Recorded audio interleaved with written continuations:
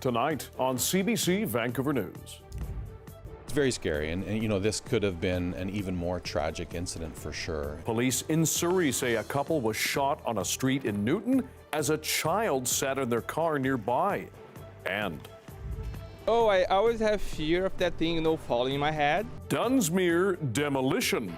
Vancouver City staff say a century-old building downtown may fall down and want council to tear it down. This is CBC Vancouver News.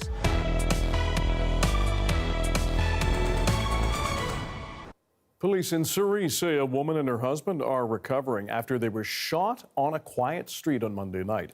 In their car nearby was a young child. As Michelle Gassoub explains, officers believe the attack is targeted. We are at the 12,600 block between 67A and 67B Avenue. There is a husband and wife that were outside somewhere along this street when they were shot. Police arrived and provided them with medical attention before ambulance took them to hospital, where they were treated for serious injuries. But a very concerning element of this case is that their young child was in the car directly next to them at the time of the shooting. That child was not injured at that time. Police have said this is considered to be targeted.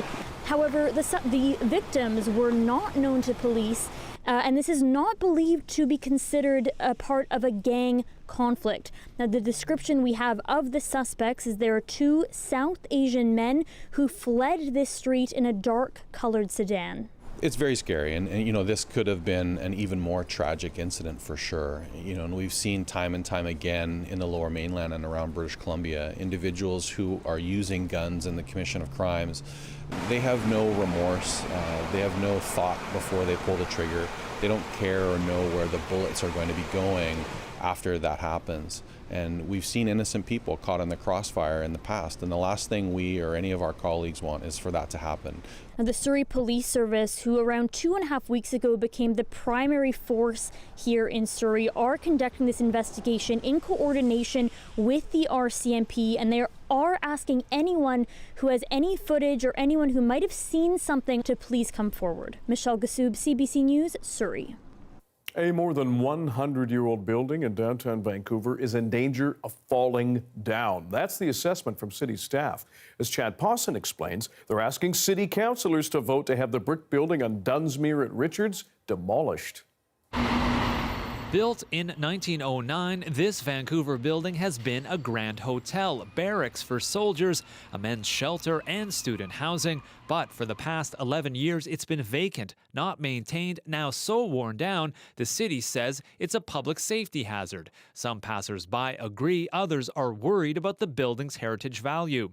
I guess if it's about to fall down, it makes sense that it needs to be demolished. Oh, I always have fear of that thing, falling in my head. Every time I pass here, maybe getting the thing down was the right thing to do. I think they should try and preserve the good stuff in Vancouver before they demolish everything we have left. City officials say in a 32-page report with dozens of photos showing extensive damage, the building is too far gone to be saved. One historian says an earlier intervention could have used the old but unique structure to create something new. And we would have still had this grand reminder of the early city married to something new. But again, the whole site that the developer owns has just been, well, they haven't done anything with it, and that's a real pity. The owner of Dunsmuir House, currently assessed at $8.1 million, is Holburn Properties, a big-time developer in Vancouver, but tied to the fraught Little Mountain development. 16 years have passed there, with promised social housing largely uncompleted. About the Dunsmuir House, Holburn says it's committed to acting responsibly in the best interests of public safety, the community, and the future of this site. It offered no timeline for a new building or in what form, but that it would fit into a broader vision for the revitalization to the benefit of the community. Council now has to decide what to do. One councillor says she's upset over being forced into a decision at this late hour. Incredibly frustrating, says Sarah Kirby-Young. We have such little remaining heritage. This makes me angry, she goes on. I'll be asking a lot of questions at council to get the full facts. If council votes to force Hallborn Properties to demolish this building, the company will have 21 days to take action. If it doesn't, the city says it will step in to demolish the building and then seek to recover its costs. Chad Pawson, CBC News, Vancouver. BC's latest fiscal report projects modest economic growth next year amid some signs of a slowdown. At this moment in time, where we're seeing weak commodity prices and the effects of global inflation and increased interest rates and other factors. But I think what's important is what the future can hold for us. The report projects 0.9% real GDP growth this year, down from earlier projections of 1%. The finance minister says there are signs inflation is slowly easing, but it takes time for those changes to work their way through the economy. The report also shows a $9.4 billion deficit for 2024-25. That's almost $430 million more than originally forecast, blamed mainly on lower revenues. It was a day of uncertainty on Parliament Hill. Once again, Prime Minister Justin Trudeau faced more calls to step down from inside and outside his party. This after Chrystia Freeland's bombshell resignation. Ashley Burke has the latest. This House stands adjourned. As Parliament's fall sitting ends, an increasing number of Liberal MPs say it should be the end of Justin Trudeau. I believe there needs to be a leadership change. Last night, Trudeau told disaffected MPs he's heard their concerns and would think about his future, but has said that before and stayed on. The Prime Minister is living in a false reality. He's delusional if he thinks we can continue like this. In the last 24 hours, half a dozen additional Liberal MPs have joined public calls for Trudeau to quit, even past offenders. I've always been loyal to Mr. Trudeau. I think loyalty, though, is not a one-way street. I think he should reflect on his future. A final straw for some, yesterday's bombshell resignation by Finance Minister Chrystia Freeland, after she says Trudeau told her she was being moved out of finance.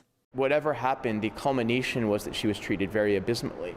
Liberal MP Anthony Housefather says Freeland's resignation letter was a call to action. To me, it said, Anthony, you also have an obligation to speak out the way Chrystia did. What I think he should do for the best interest of the party and the best interest of the country is to resign as leader of the Liberal Party so we can select a new leader. In another blow, the Liberals were defeated last night in a third by-election this year, this time in BC. The Canadian people have basically been telling us for some time, the street has been talking to us, and they're saying that this leader cannot be supported.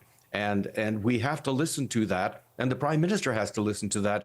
But cabinet ministers and other MPs are standing behind Trudeau. He has my confidence. He's a strong leader. He's focused on delivering for Canadians. I think all of us should be loyal to the Prime Minister. The opposition seizing on it all. What a mess. Yesterday was a gong show at the bottom of a dumpster fire, wrapped up in a cluster. Let's call an election before the end of January. Trudeau has to go. The Prime Minister right now is facing a return to Parliament in the new year with no clear idea if any opposition parties or even his own caucus will support him. Ashley Burke, CBC News, Ottawa. The search continues for a second person still missing in the deadly landslide that hit Lions Bay on Saturday. CBC News spoke with the village's mayor earlier in the day. They outlined how the disaster unfolded and how a state of emergency is helping that community.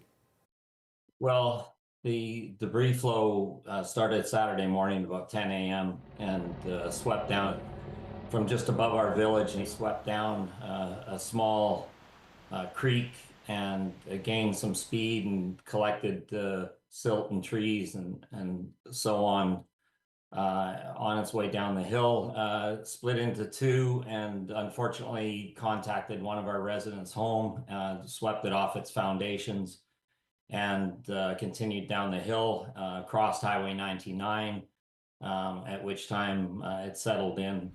We had our Lions Bay Fire and Rescue volunteers on site pretty much immediately. In fact, they were on the site on the small bridge that was over one of the creeks about 5 minutes before the slide.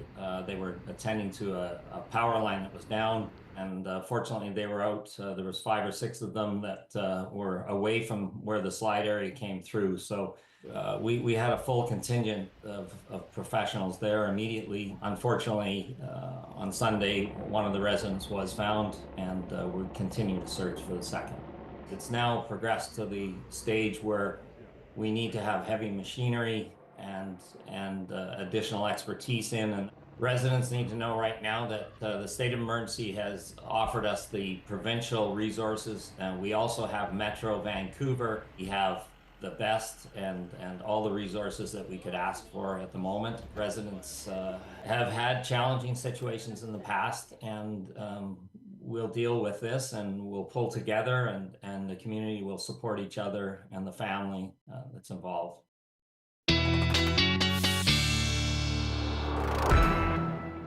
Time for our BC-wide weather forecast. Stephanie Hungerford is in for Darius. Stephanie, that is a very busy map we're looking at right now. It really is, Dan. Lots going on.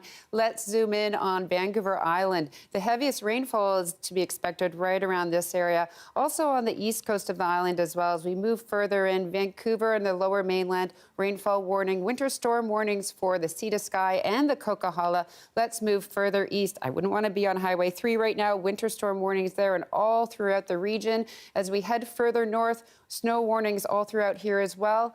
And when we go towards Prince Rupert, we've got a wind warning here and snow in around Terrace area. So lots going on, Dan. No kidding. Stephanie, thanks very much.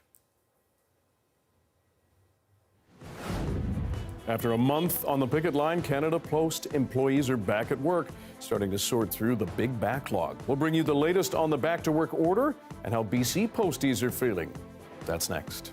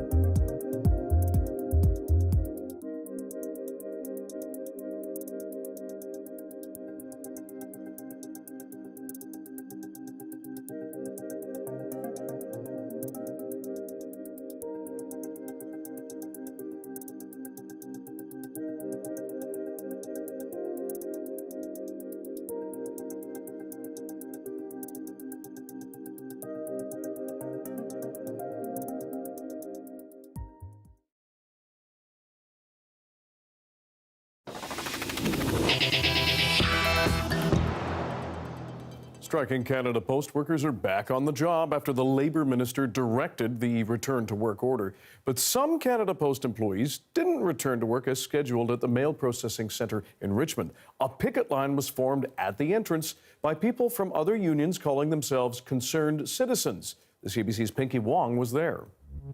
So behind me, we can see a picket line of more than a dozen people standing here. Some are from East Van Workers Assembly, some are from ILWU, and some call themselves concerned citizens. They're here to support the Canadian Unions of Postal Workers. The right to strike that the Supreme Court says we have is in jeopardy.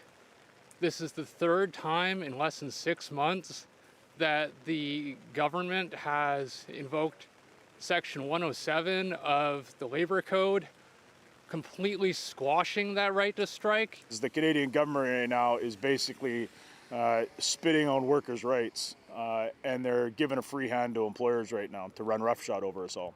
The Canada Industrial Relations Board ordered the 55,000 strike Canada Post workers back to work late Monday. Stephen Gale is the regional grievance officer for Cup W Pacific region. He says picketers start to allow workers to cross the line and report to work at around 12:30. They don't want people to be without pay. Today is just getting everything back up and running, getting all the machines running, getting stuff set up. Won't have a huge impact on the operation. It's glad to see it's open and try and get this people helped out for Christmas. This small business owner says the strike had stopped her from sending her products out in the busiest time of year. It's a relief to me. Obviously, this has been my main staple of getting my books and a children's book author out to general public. But, you know, I have great sympathy for the workers of Canada Post, and I feel sorry that they've made these efforts, and a month later, they're kind of no further ahead. Canada Post says it will take 48 hours to ramp up its operations, and there'll be no pickup or drop-off of products until December 19th. Pinky Wong, CBC News, Richmond. Small businesses on Vancouver Island, meanwhile, say the strike has reinforced their need for a postal service. Claire Palmer has that part of the story from Nanaimo.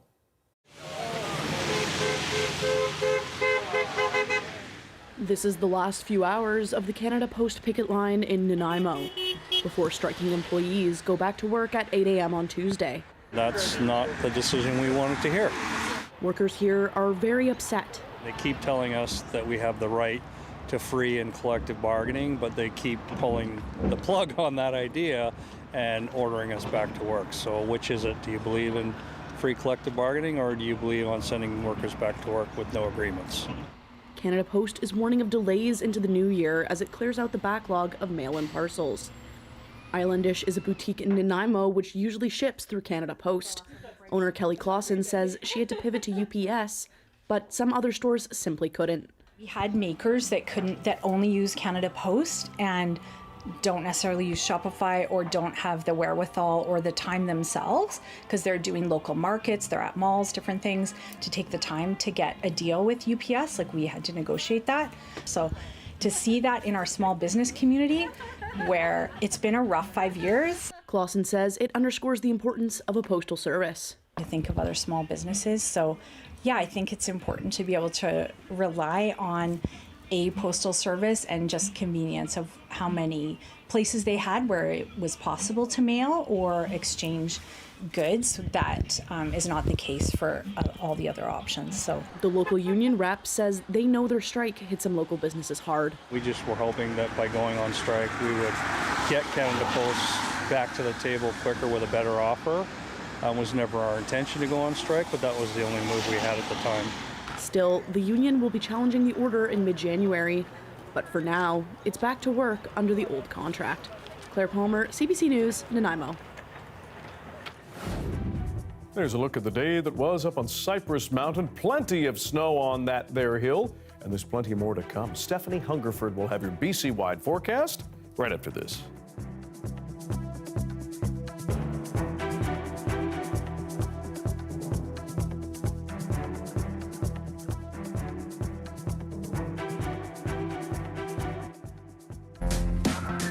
This is Vancouver is a new CBC podcast where we explore the issues, the stories, and the people that make this place home. Listen to This is Vancouver wherever you get your podcasts.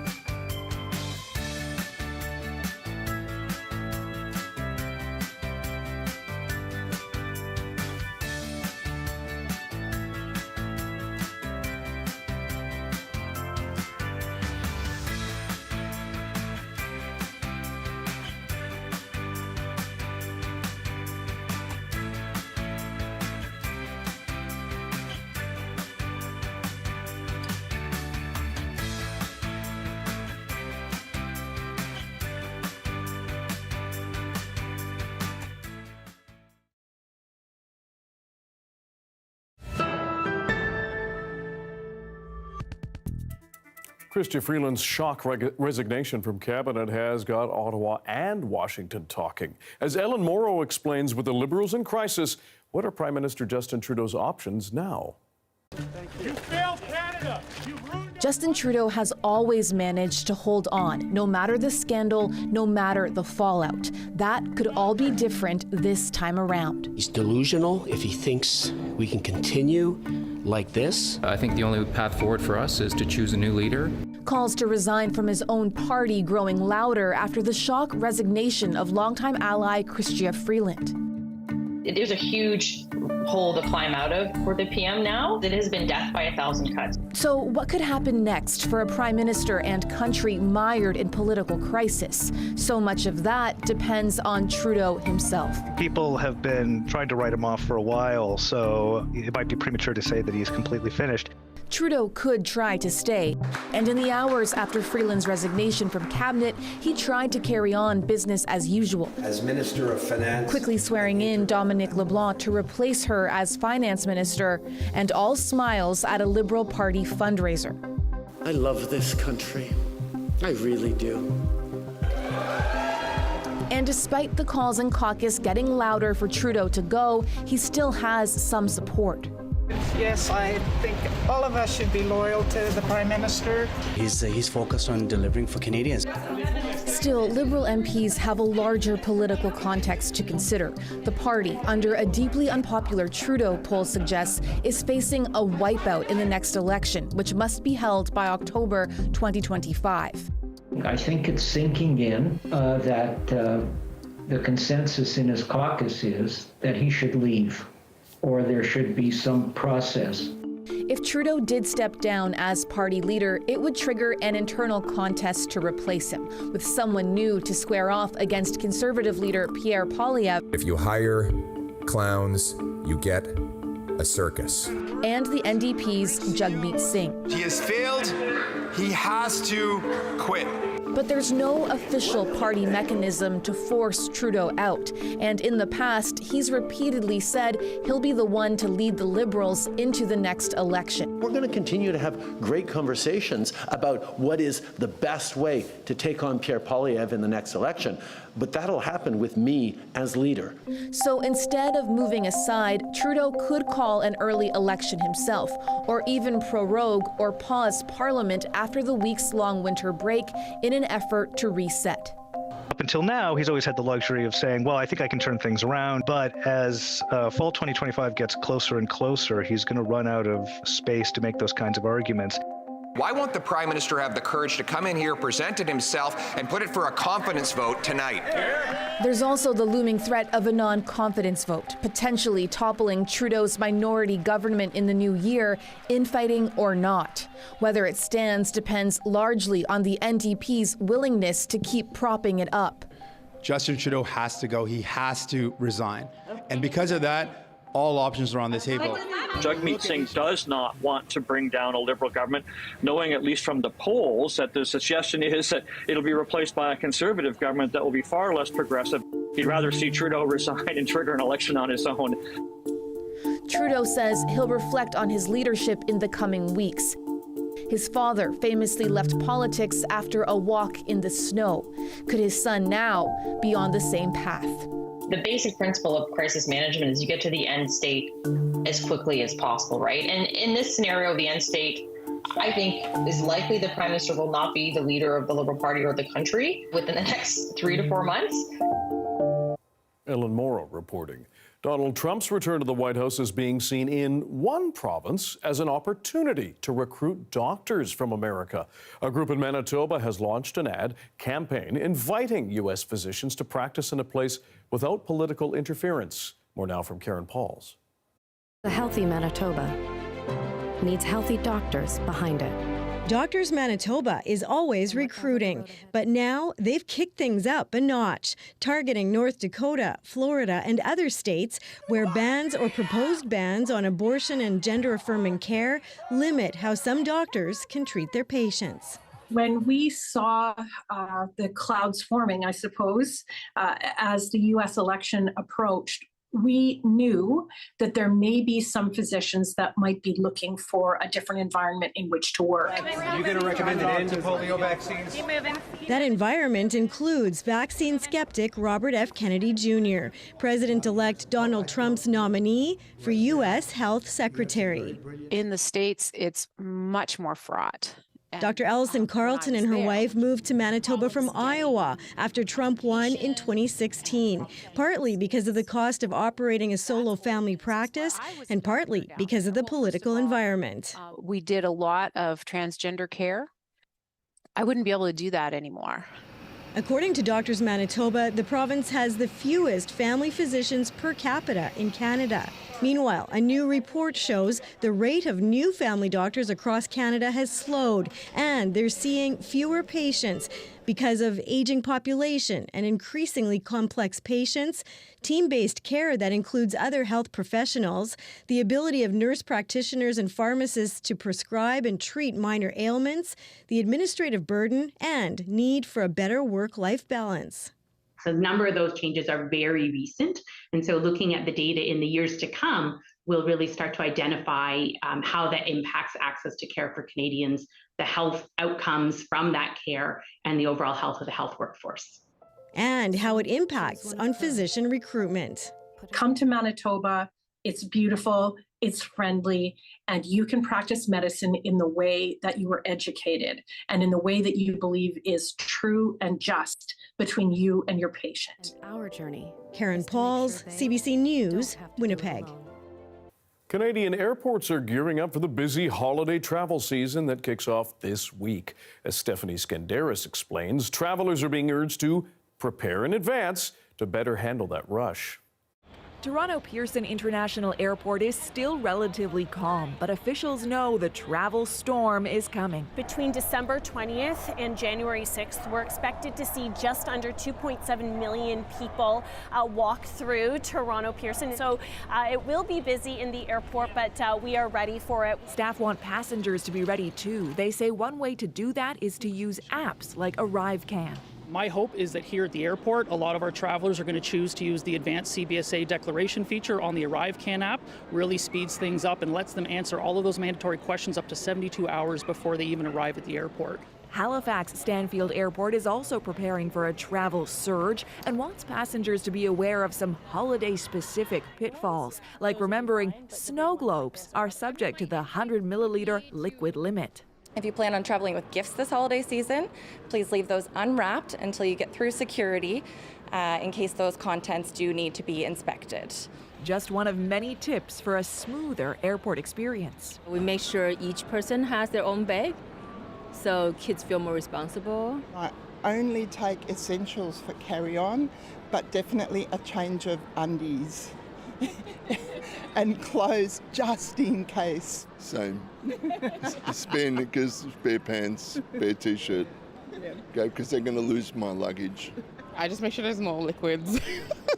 I'm scared of the liquids. That fear may soon be eased a little. New CT X-ray machines are being rolled out across the country, already in one or more lanes in Vancouver, Ottawa, Montreal, Calgary, and now Toronto. You no longer have to take your liquids, aerosols, and gels, as well as your laptops, out of your carry-on. Smoother experience, quicker experience. It's a national deployment program, so it's going to be eventually, it's multi-year across the nation on all lanes, hopefully at all the airports.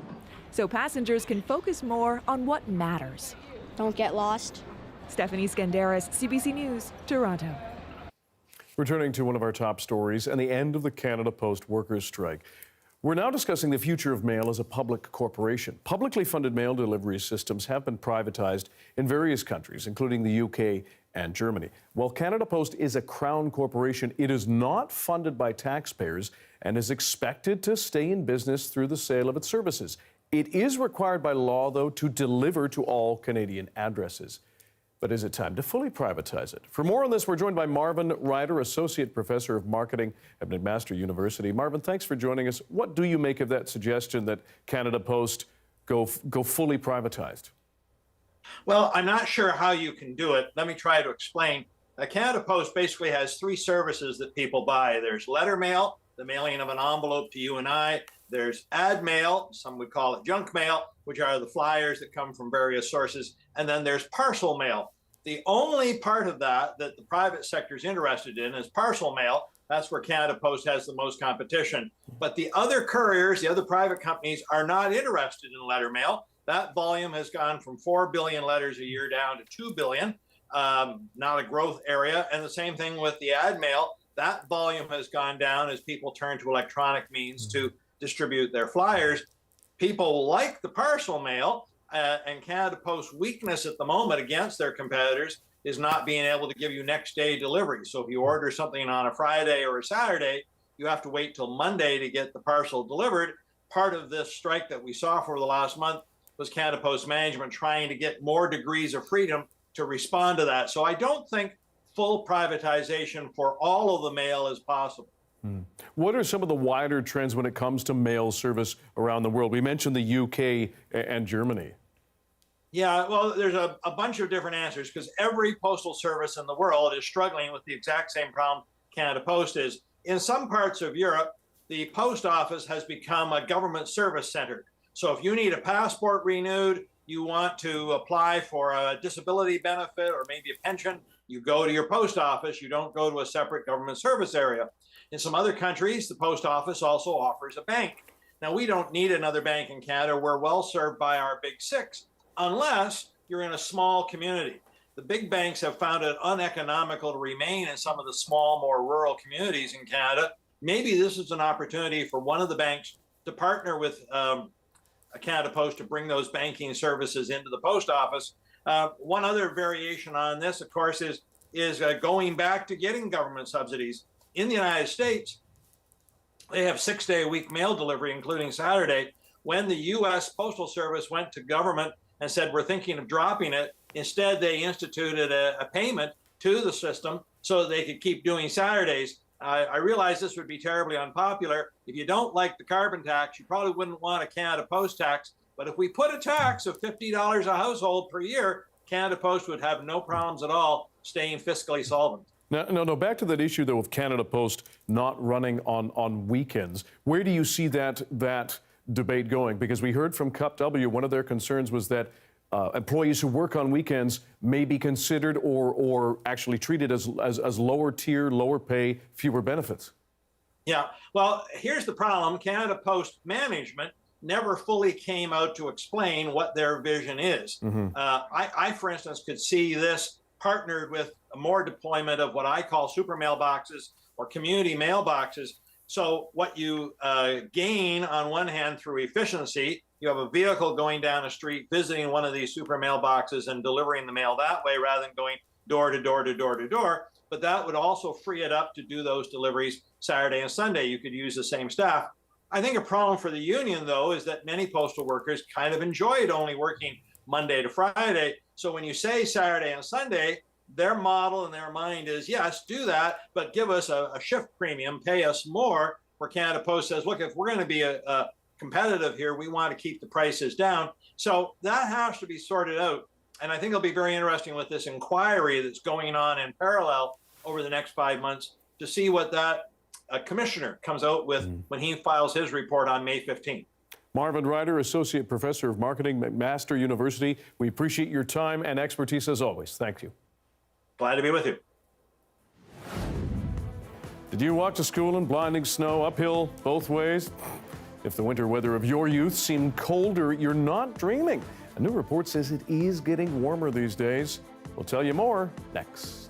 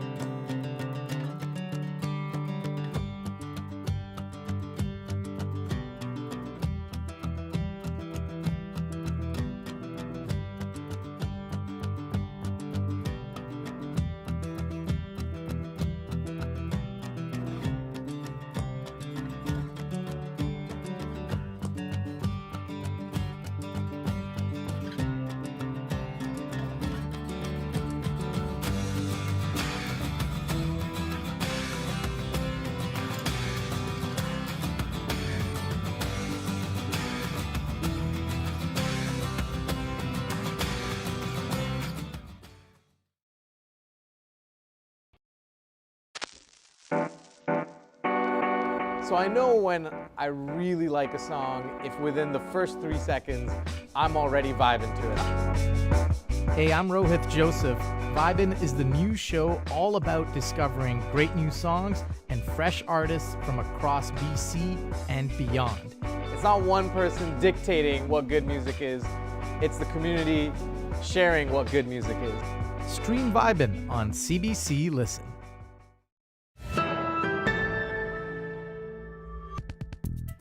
If it seems like Canadian winters have been getting warmer than usual in recent years, you are not wrong. A new analysis shows there have been more days of above zero temperatures during winter. And as Anand Ram reports, here in Vancouver, we're feeling it the most. Not ideal weather for an outdoor rink. Joelle Campbell's been helping set this one up every year for a decade, and lately, consistent below zero temperatures are hard to come by. I would say in my first 5 years here, we had one bad year, whereas in my second 5 years here, we've had one good year. Across the country, a new analysis from the nonprofit Climate Central says climate change is adding more above zero days to winter. The biggest loser of sub-zero weather is Vancouver at almost 3 weeks. It's about a week warmer in Montreal, and in Toronto, it's almost 2 full weeks above freezing every winter. You can feel it, you know, you don't need the data really to see that, because I feel it just working at the rink here. The whole family went skating. To be clear, the weather may still bring us scenes like this, the winters we used to know. But the more the climate is warmed by humans burning fossil fuels, the more likely those winters become warmer and wetter. Many regions depend on having a healthy, thick snowpack heading into spring. And when you don't have that, then there's less water for the drier and warmer months of the year. And beyond food or fun, researchers say ice that's been exposed to above zero temperatures may have hidden weaknesses. These weaker ice conditions contribute to more drownings through ice. And the highest number of drownings occur at the beginning and the end of the winter season. It's more management on your part, right? It is, yeah. Scheduling is a little trickier. We need to be able to, be nimble and flood when the time allows us. For Campbell, who taught his 3 children to skate on this rink, it's still worth waiting for those freezing days, even if they're fewer and far between. If we can get it open for even part of the holidays, is just a huge benefit for the whole neighborhood. There is hope for a wintry future, but experts say the time to act is now, before future generations end up on a path they can't control. Anand Ram, CBC News, Toronto.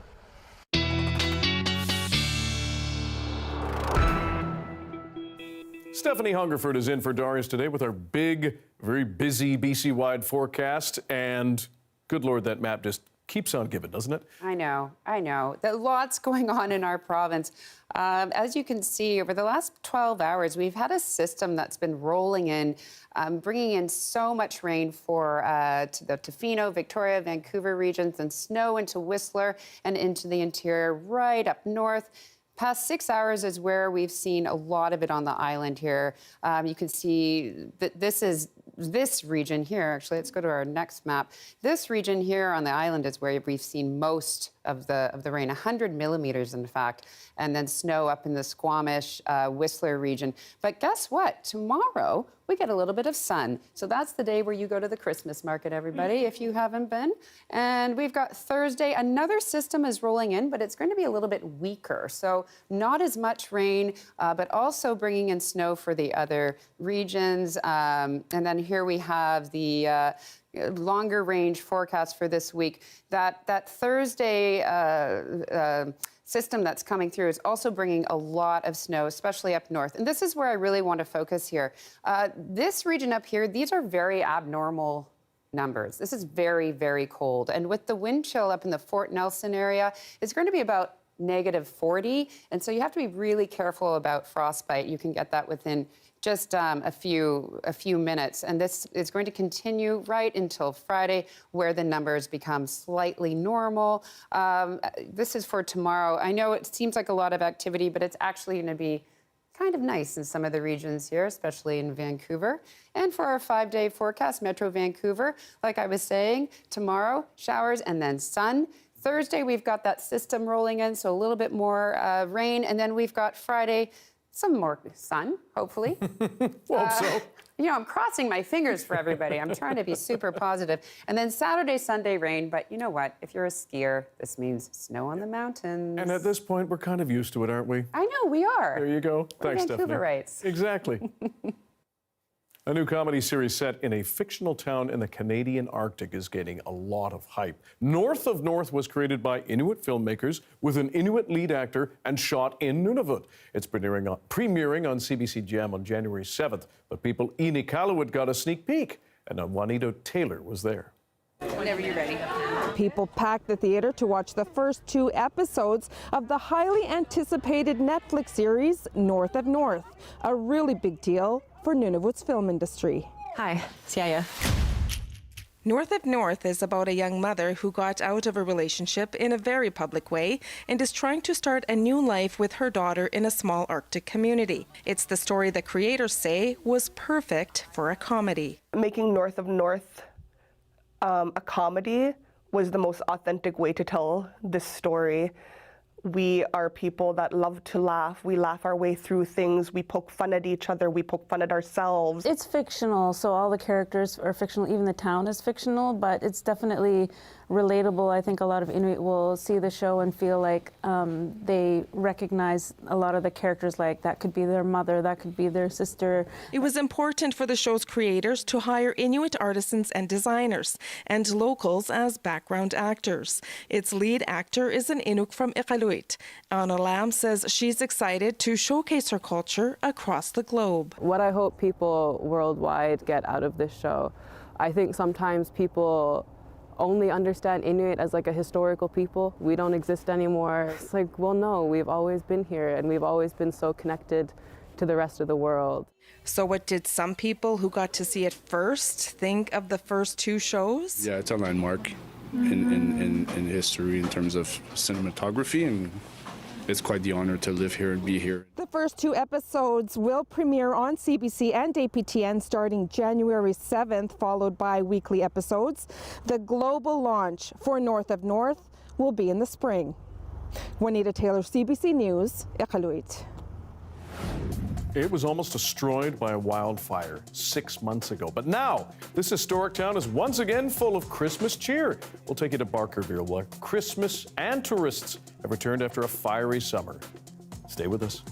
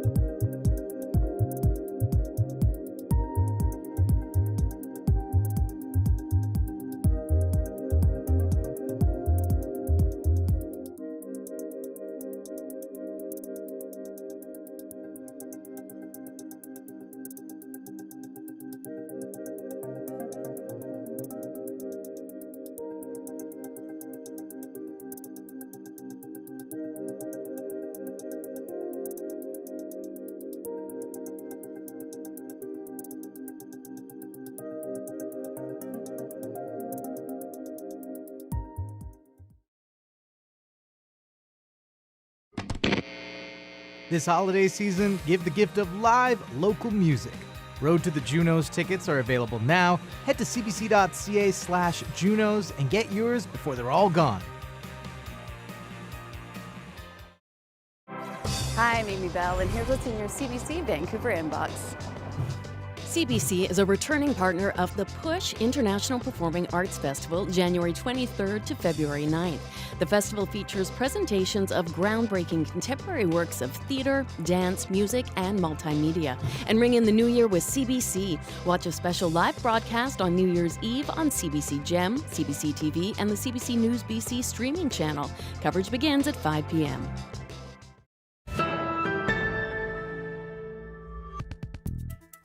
The Stanley Park Train's run of bad luck continues. After an on-again, off-again start to this season, the attraction has now been shut down indefinitely after a worker safety incident on Friday.